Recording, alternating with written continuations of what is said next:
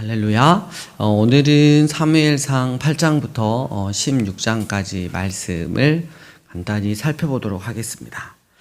첫 번째, 우리도 왕을 세우게 하소서. 그래서 사사 시대에서 지금 이제 사무엘의 이제 그 시대로 이렇게 넘어가는데 그 배경은 그렇습니다. 이스라엘이 보이지 아니하시는 하지만 전능하신 그 하나님보다 자꾸 주변 나라를 보니까 눈에 보이는 왕이 자기를 다스린 게 그게 너무 보기 좋아 보였어요. 그래가지고 우리도 인간 왕을 뽑아가지고 그 왕이 우리를 다스리면 어떨까 이런 생각들을 되게 많이 가지고 있었고요. 때마침 사무엘의 아들들이 사사로 있을 때 뇌물 문제로 큰 그 뉴스가 터집니다. 그래서 이제 됐다. 때는 모두 이렇게 무르익었다. 그래가지고 이스라엘 백성들이 모든 나라와 같이 우리에게 왕을 세워 우리를 다스리게 하소서라고 아주 강력하게 요청을 하죠.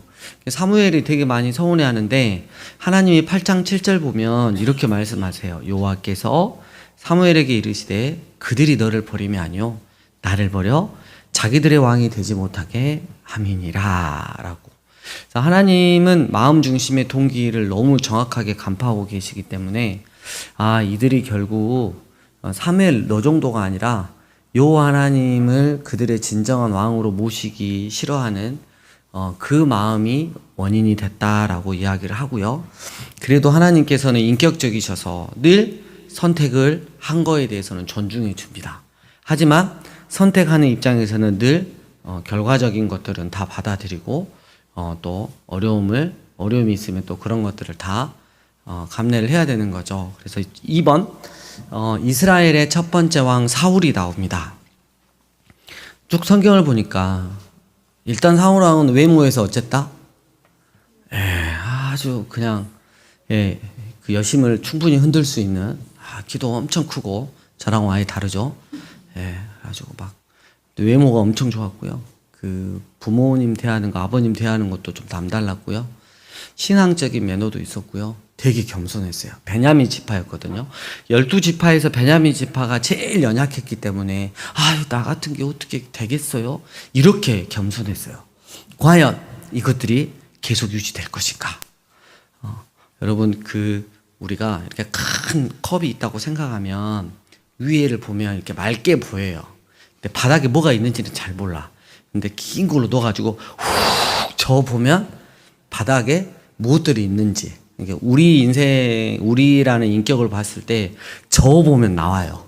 근데 겉으로 보기에 사울은 너무 외모도 신앙적인 매너도 겸손하기까지 했는데 이보다 더 흠없는 사람이 있을까 할 정도로 굉장히 그랬는데 한번 훅 저어봅니다. 뭘로 저어보냐면 왕을 세워보는 거예요.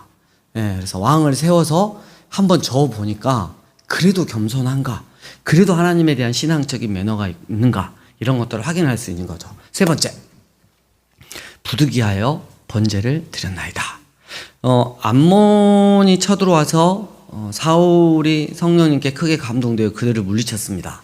그래서 이스라엘 백성들 사이에서도 이제 사울이 우리의 왕 돼도 되겠다. 그런 이제 걸 하죠. 그래서 사울이 이제 진정 왕의 역할을 하는데 13장을 보면 사울 왕이 40세 때 나이가 벌써 40이 됐습니다. 이제 블레셋과의 전투가 있었는데 이게 이제 상황을 잠깐 설명드리면 이 블레셋이 이스라엘을 거의 이렇게 감시를 하고 있었죠. 게바라고 하는 주둔지에 감시를 하고 있었는데 그 사울 왕과 그다음에 아들 요나단을 위아래로 이렇게 해가지고 그 요나단이 한번 공격을 빡 합니다. 그 일로 블레셋이 전면전을 이제 펼치기 위해서 올라오죠. 그러면 빡 쳐가지고 이제 하나님 이름으로 이겨야 되는데 무서워라고 요단강 동쪽으로 다 넘어갔어요. 도망을 가버렸어. 근데 그 사이에 사무엘이 제가 가서 하나님 앞에 예배를 드리겠습니다. 7일 딱 그 시간을 주고 기다리라고 하죠. 근데 10장 8절에 보면 그 사울이 왕으로 세움 받아가지고 본격적으로 사역할 때 혹시나 이 문제에 넘어질까봐 예행 연습을 해요. 7일 동안 기다릴 예행 연습을 하거든요. 연습까지 시켜줬어요. 근데 상황이 계속 어렵게 되니까 마지막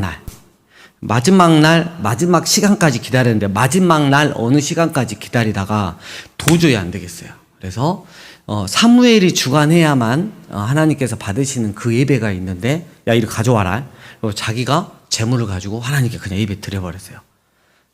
그 후로 일곱째 날이 거의 지나갈 때쯤 사무엘이 나타나서 지금 뭘 하셨습니까? 그랬더니 사울왕이 핑계를 대죠. 부득이하여 내가 번제를 드렸나이다. 우리한테 적용되는 건 뭐냐면 상황의 다급함이 우리의 핑계가 돼서는 안 된다는 거죠. 그리고 이미 훈련을 시켜줬음에도 불구하고 당장 상황이 너무 다급하니까 반드시 사무엘이 와서 하나님께 예배를 드려야 함에도 주관해야 함에도 불구하고 자기가 사무엘이 돼서 그것들을 해버리죠. 그래서 13장 14절에 여호와께서 말씀하시죠. 이제 너 한번 확 저어보니까 네 바닥에 있는 게 나오는구나. 이제 나는 내 마음에 맞는 사람을 구하러 떠나겠다. 그러면서 그의 마음이 막 떠나죠. 결국 누구를 찾아갔을까요? 하나님의 마음이 다윗을 찾아가죠. 네 번째, 하나님 여호와께 제사하려 하여. 그래서 15장 보면 두 번째 큰 전투가 있어요. 아말렉 전투가 있는데 이 아말렉은 이스라엘이 출애굽해서 르비딤인가요? 르비딤 맞나요? 대답을 해주세요. 맞죠? 거기서 그 이스라엘이 그 전에 바위에서 이렇게 쫙 물이 나오잖아요. 그 물을 아말렉도 자기들도 같이 하려고 이스라엘 후미를 쳤잖아요. 그때 하나님께서 천하의 이 아말렉 죽색을 없애버리겠다 이렇게 말씀했는데 이걸 사울 왕한테 명령을 했어요. 그래서 모두 다 아말렉에 속한 모든 것 짐승들까지도 다 전멸을 해라. 이건 거룩한 전쟁이기 때문에 그래요. 그래서 하나님은 너무 사랑이 없는 거 아니냐? 아니 그런 거하고는 좀 개념이 다릅니다. 그래서 죄를 제거하는 측면에서 전멸을 해라 그랬는데 그래서 하나님의 은혜로 아말렉 전투 가운데서 큰 승리를 거뒀어요. 근데 이 사울 왕이 또 온갖 좋은 것들은 너무 진멸하고 전멸하기가 너무 아까워서 남기잖아요. 그래서 이 돌아오는 이 사울 왕을 보고 그 사무엘이 이게 뭡니까? 라고 물어봤을 때 15장 15절에 이렇게 말해요. 하나님 여호와께 제사하려 양들과 소들 중에 가장 좋은 것을 남겼습니다. 이러는데 앞에 세 글자가 더 있어요. 하나님 여호와께 그 앞에 세 글자가 뭐죠? 15절에 당신의. 이제 사울한테는 나의 하나님이 아니야. 그냥 사울의 하나님이야. 당신의 하나님 여호와께 제사하려 양들과 소들 중에서 가장 좋은 것들을 남겨왔어요. 그러니까 하나님한테 예배 드리려고 그러는 거예요. 있을 때 그 유명한 말씀이 나옵니다. 22절. 순종이 제사보다 낫습니다. 불순종하는 건 그 밑에 보면 우상에게 절하는 죄만큼 큽니다. 라고 이야기하고 있어요. 그래서 늘 하나님의 방법대로 우리가 하나님의 말씀대로 순종하여 살아야 되지 하나님의 말씀을 내가 확 굽혀가지고 이거 다 하나님 위해서 하는 거예요 하면서 하나님의 뜻과 방법대로 하지 않는다면 하나님께서는 싫어하신다는 거. 마치 뭐처럼? 우상에게 절하는 것처럼 싫어하신다는 거예요. 더 재밌는 게 30절에 나옵니다. 그래가지고 이 하나님이 진노하시는 걸 이렇게 알았으면 회개하고 돌아오면 되게 좋겠는데 사무엘한테 그러죠. 내가 범죄했을지라도 장로들과 이 백성들 앞에서 나를 높이소서. 이렇게 엄청 눈에 힘을 준 거죠. 살기가 느껴질 정도로. 그게 바로 누구의 모습이다? 사울왕의 모습이었어요. 여러분 너무 충격이지 않나요? 첫 번째 이미지, 외모, 신앙적 매너, 겸손. 이런데 지금은 어때요? 사가지. 그 자체죠.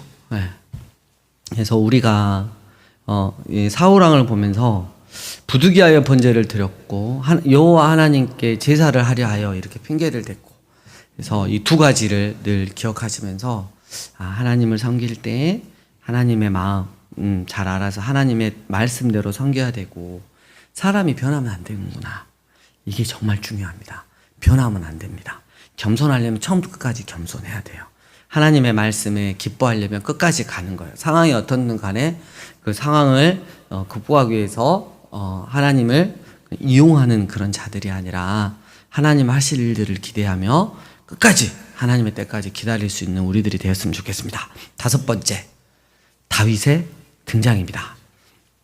하나님의 마음이 어떤 동네로 찾아가죠? 무슨 동네? 다윗이 어디서 났을까요? 예수님이 어디에서 태어나죠? 네, 베들레헴으로 가잖아요. 거기에 이새라고 하는 사람이 있었어요. 1세, 2세 이게 아니고 2세예요. 2세. 이게 있었는데 그 큰아들 이름이 누구였다? 거기 성경에 보면 나와 있는데 엘리압이 있어요. 근데 사무엘이 봤을 때 엘리압이 딱 보는 순간 또 외모가 완벽해. 역시 하나님은 죄를 세우려고 날 여기 보내셨구나 이랬는데 하나님이 정말 멋있는 말, 특히 우리에게 큰 위로가 되는 말을 하죠. 사람은 외모를 보거니와 여호와는 중심을 보느니라. 이렇게. 예. 그래서 그 7 아들을 축축축축축 지나가는데 하나님 마음에 안 머무는 거야. 그래서 혹시 아들 또 있어요? 물어봤더니 지금 양떼를 치고 있는 막내 아들이 있습니다. 데리고 와보시오.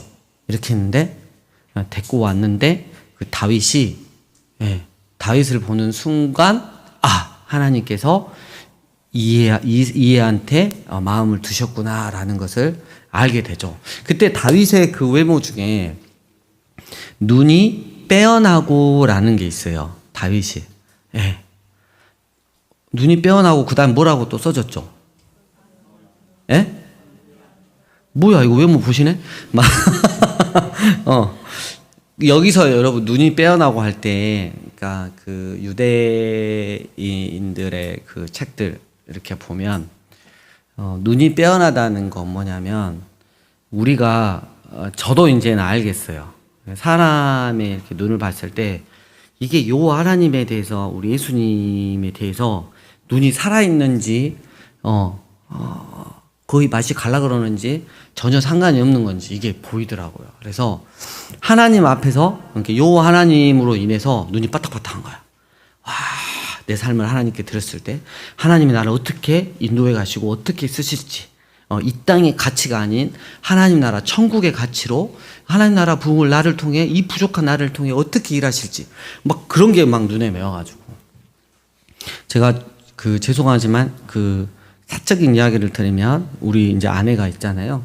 아내가 자기는 절대 외모를 보고 결혼하지 않았다고. 진짜 나는 목사님이 얼굴 잘생겼다고 생각한 적 한 번도 없다고. 근데 딱 하나가 있었어요. 왜 비웃으세요? 근데 딱 하나 뭐였냐면 눈이 살아 있었대. 그 당시에 저희 집이 뭐 잘 사는 것도 아니었어요. 가난했고 그때 IMF가 터져가지고 제가 장교에서 전역을 하면 그때는 이제 우리 선배들 바로 위에 선배들은 삼성을 가든 어디를 가든 대기업에 다 갔어요. 그때는 그랬어요. 근데 보험회사 빼놓고 갈 데가 없는 거야. IMF 터져가지고. 그래가지고 직장도 진짜 변변치 않았거든요. 근데 너무 감사하게 내 눈이 쌍꺼풀 져서 예쁘다는 게 아니고 눈이 하나님에 대해서 살아있었대요. 그래가지고 자기가 선택했대. 그래서 저는 선택을 받은 거죠. 그 예정에 속하는 거지만, 근데 우리가 뭐냐면 다윗도 아마 그러지 않았을까라는 생각이 들어요.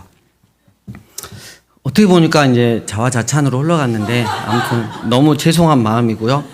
그리고 이제 16장 끝부분에 보면 사울과 다윗의 만남이 이제 이루어집니다. 여기까지 이번 한 주 동안 또 읽으시면서 이렇게 묵상하셨으면 좋겠고, 여러분 특별히 눈이 하나님께 대해서 영적인 눈이 아름답고 살아있기를 축복합니다.